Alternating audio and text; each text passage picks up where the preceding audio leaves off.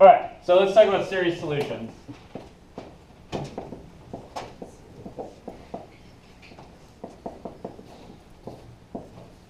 Okay, so I'm going to give you just the Cliff Notes version of series solutions. It should be noted that this is basically how your computer solves differential equations. So it's worth knowing this algorithm. For that, I need you to remember the idea of a series. You guys remember what a Taylor series looks like?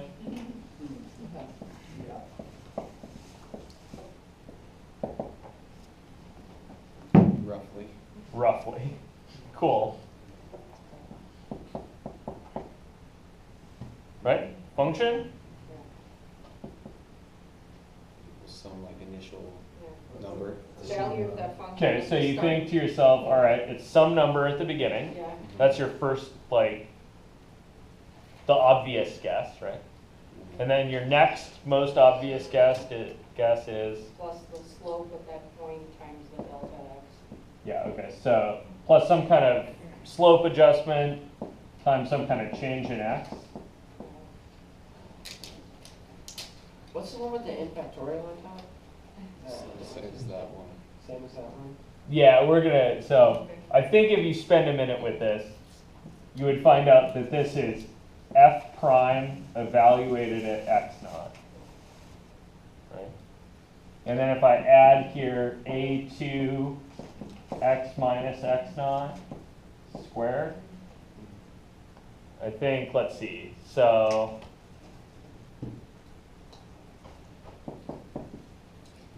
maybe let me go back and figure out where that came from. So if I differentiate this, or if I just assume that both sides are differentiable in the usual way, right? Okay, so I just hit this with a derivative. Then on the right-hand side, a naught's derivative is 0, and I get a a1, and then that piece is just 1, right? And then I get a plus, what's the next one? 2a2, and there's an x minus x naught to the first power there. And then your next one's going to be 3a3 x minus x naught to the second now. So up here, it would be plus a3 x minus x naught to the third, right? You guys with that? And there's some more stuff, right? And then when you plug in x naught here, think to yourself, okay, so f prime and x naught on this side, and on the other side you've got an a naught, or an a1, and then what's this term when x is x naught? 0. Oh, so that piece zeroes out, and that piece zeroes out, and all these pieces zero out because they all have an x minus x naught in them, right? So you get that this a1 has to be the same thing as f prime at x naught. And then if you do this again, and I promise I'm only going to do this 2 more times, you get f double prime at x naught is, this guy zeroes out now, and you got a 2a2 plus 6a3 x minus x naught. You see that guy? And then the next one's going to be plus 12. Right, that's 4 times 3. Right, that's 4 from the first drop, 3 from the second drop, and then there's an x minus x naught squared. So you're right, Mark, by the time that gets to the end, it's going to have a 24. You see that? But right now it's a 12. Okay, see that? So now when I evaluate at x naught, I get f double prime at x naught. And over here I get 2a2 and 0 and 0 and 0 and 0, right?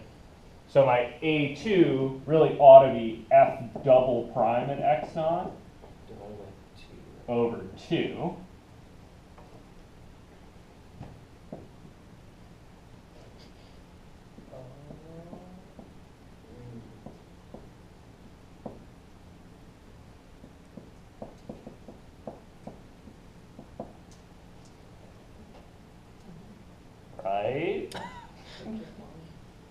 That one's weird. Yeah. Right, that's the 0th derivative of x, or of f, evaluated at x naught, and then divided by 0 factorial, which is defined to be 1, so that this formula works. So if I did this again, what would A3 be? F triple prime over 3 factorial. A3 should be f triple prime evaluated at x naught divided by 3 factorial, and kind of so on and so forth, right? Okay, so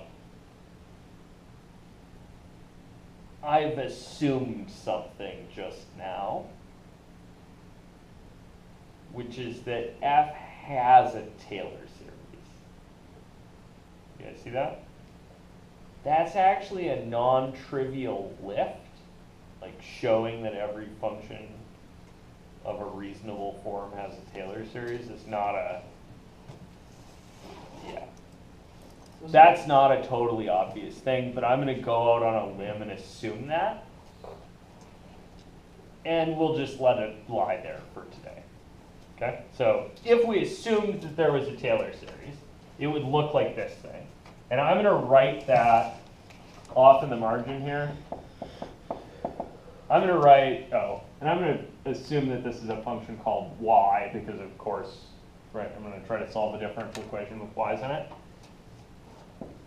And that's going to look like a sum from n is 0 to infinity of an x minus x naught raised to the n. Is all cool with this recall Taylor series idea?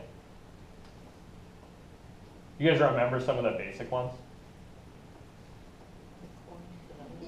Yeah, Maclaurin series is a special kind of Taylor series, which is, X naught is 0. yeah, where x naught is 0. So if x naught is 0, then this is a little bit simpler to deal with. So you'll note that most of my, scratch that, probably all of my examples today are going to be Maclaurin series, not Taylor series. But you can play this same game with Taylor series. You guys all good with that? So that's an important thing to remember. You should know by, like, basically recognition the Taylor series for E, sine, and cosine. You guys remember what those are? Okay. He's like the nicest one, right? E to the x is like the nicest one, because when you evaluate, and I'm going to make the Maclaurin series for E. The Maclaurin series for E is pretty chill because f at 0 and f prime at 0 and f double prime at 0 and f triple prime at 0 are all the same damn number. 1 specifically.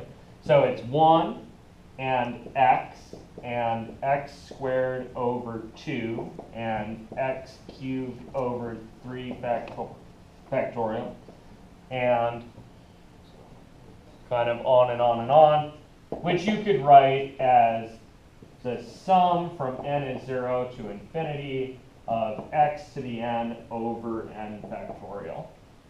And for that to work, you need to know that 0 factorial is 1. You guys all cool with that? Oh, and also you should assume that that 0 to the 0 is also 1. That's also not necessarily an evidence, but you kind of want to make it work on this one.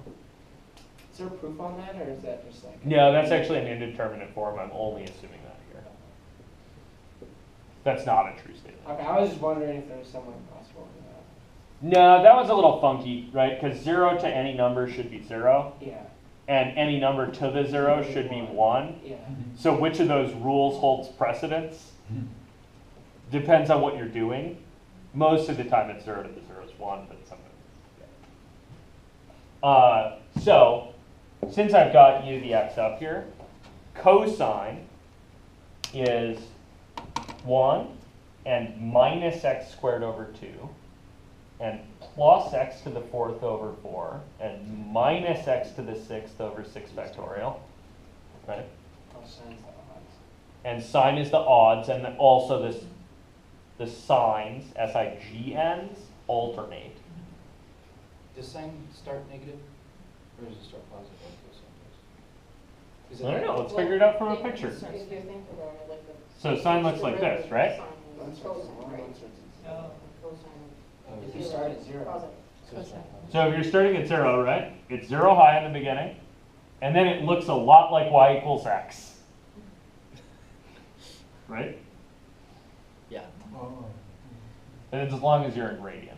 Keep in mind that Taylor series in degrees is stupid. No.